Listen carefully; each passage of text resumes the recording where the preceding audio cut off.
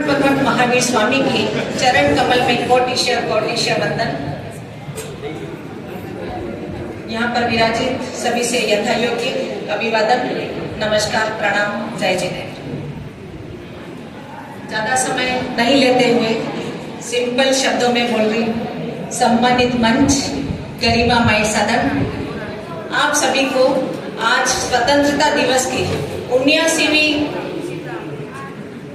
हमारे स्वतंत्रता दिवस की 79वें वर्ष पूर्ण हो चुकी, इसलिए आप सभी को बहुत बहुत बधाई।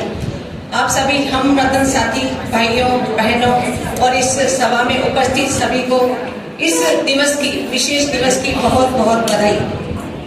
साथियों, आज जो कार्यक्रम रखा है, इसमें जो सम्मानित होने वाली विभूतियां हैं, तपस्वी जन, श्रेष्ठी जन एवं प्रतिभा सम्मान लेने वाली सभी विभूतियों को भी बहुत बहुत हार्दिक बधाई एवं शुभकामनाएं। साथियों, आस्था और सुमन है वतन के लिए, आस्था और सुमन है वतन के लिए, जिंदगी एक हवन है वतन के लिए।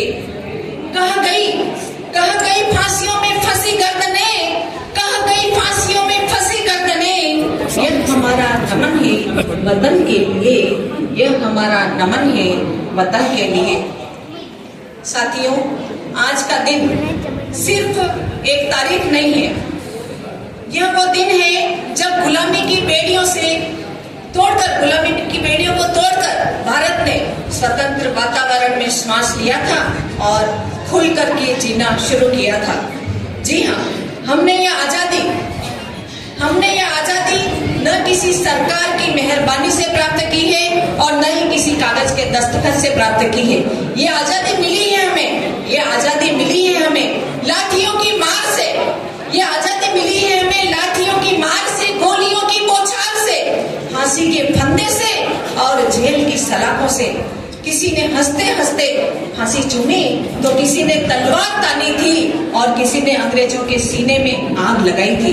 जी हाँ, आज हम भगत सिंह, चंद्रशेखर आजाद, नेताजी सुभाष चंद्र बोस, रानी लक्ष्मीबाई तात्या टोपे, सावित्रीबाई फुले और गांधी, नेहरू, पटेल जैसे हजारों स्वतंत्रता सेनानियों को श्रद्धा से नमन करते हैं और श्रद्धा सुमन अर्पित करते हैं। जी हाँ साथियों, अब वो दौर गया जब भारत को एक सॉफ्ट कंट्री कहा जाता था, परंतु अब भारत वो भारत है जो सीमा पर आंख दिखाने वाले की आंख निकाल देता है। अब भारत शांति में विश्वास तो रखता है। जी हाँ, अब भारत शांति में विश्वास तो रखता है, लेकिन दुश्मन अगर सीना ठोकता है तो भारत उसकी छाती चीर देता है, भारत उसकी छाती चीर देता है। सभी को याद है 22 अप्रैल 2025 कश्मीर के पहलगांव में निर्दोष लोगों पर हमला हुआ। महिलाओं, बच्चों, बुजुर्गों, सभी से धर्म पूछकर मारा गया। ये हमला नहीं था, ये इंसानियत के नाम पर केवल और केवल एक धब्बा था। और परंतु ये देश चुप नहीं बैठा साथियों। ऑपरेशन सिंदूर शुरू हुआ।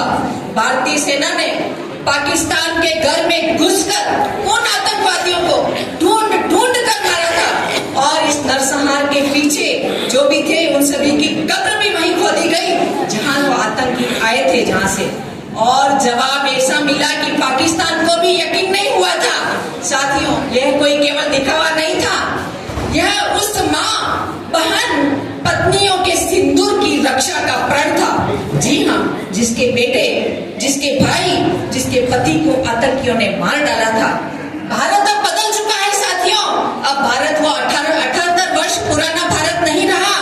आज भारत एक स्ट्रॉन्ग कंट्री, एक मजबूत देश के रूप में पूरी दुनिया के सामने एक ताकत बनकर के खड़ा है।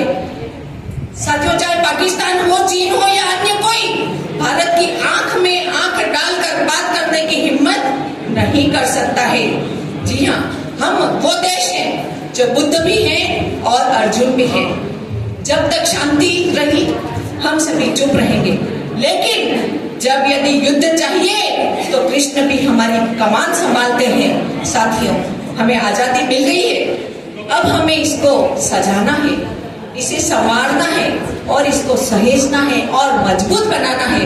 आओ हम अपने कर्म से देश को नई ऊंचाई दे, अपनी मेहनत से भारत को विश्व गुरु को बनाने का दर्जा दे। और याद रखिए, भारत माँ की रक्षा सिर्फ सैनिकों का ही दायित्व नहीं है साथियों, बल्कि प्रत्यक्ष अप्रत्यक्ष रूप से हम सभी का भी दायित्व है।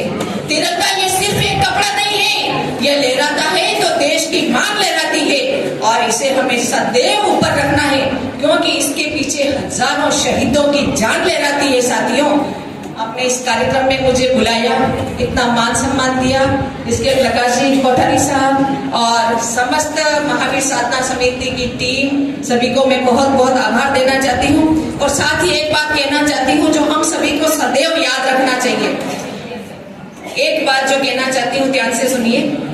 बेशक इरादे बेजान हो जाए, बेशक इरादे बेजान हो जाए, चाहे आवाज बेजुबान हो जाए, परंतु देश हित को अपने उसूलों से, परंतु देश हित को अपने उसूलों से सबसे ऊपर रखना साथियों, ताकि हमारा भारत महान हो जाए, हमारा भारत महान हो जाए। जय हिंद, जय भारत, वंदे मातरम। बहुत बहुत धन्यवाद प्रतिभा जी, आपने देश कैसे आजाद हुआ उसके बारे में